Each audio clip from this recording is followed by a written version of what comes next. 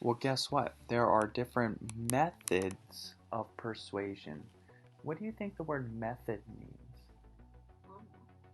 It means the way of doing something, right? Like there's different methods to reading, like ways to read. You can read out loud, you can read to yourself, you can read to someone, right? Yes. Writers use different ways to persuade you to agree with their opinions. A writer may say that everyone likes a particular activity or product, so you should too. For example, most parents know that board games help kids learn. Writers also use, so that right there was an example, okay?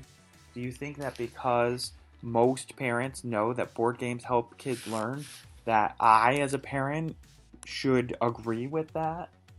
I should agree with all those other parents? You don't have to. No, but that's a pretty good argument.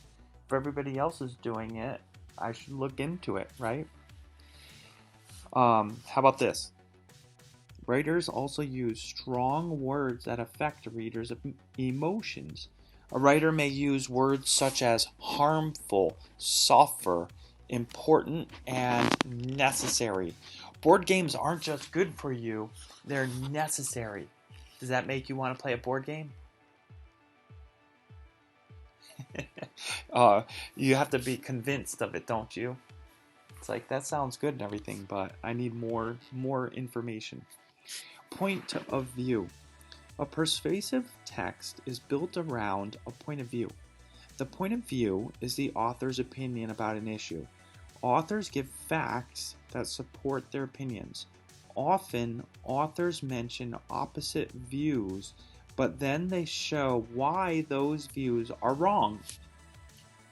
This reminds me a lot of debates. Like when you're debating something, you come up with what you think is a good point of view, and then you have to argue that point of view. But it's always good to understand who you're arguing against and know what they're going to say so that you can refute their point of view. You may not always agree with the author's point of view in a persuasive text, but this does not mean that the text is not well written.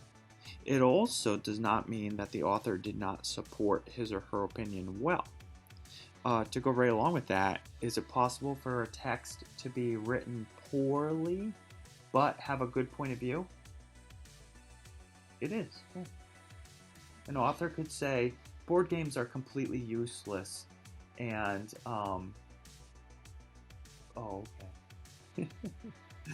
Or an author could say board games could be used for lots of different things. And that's a pretty good point of view. And then like write a really horrible article all about it, but it's still like pretty good points. Think about the author's opinion and the reasons and facts presented. If you can answer yes to these questions, then the text is likely a well-written, persuasive text.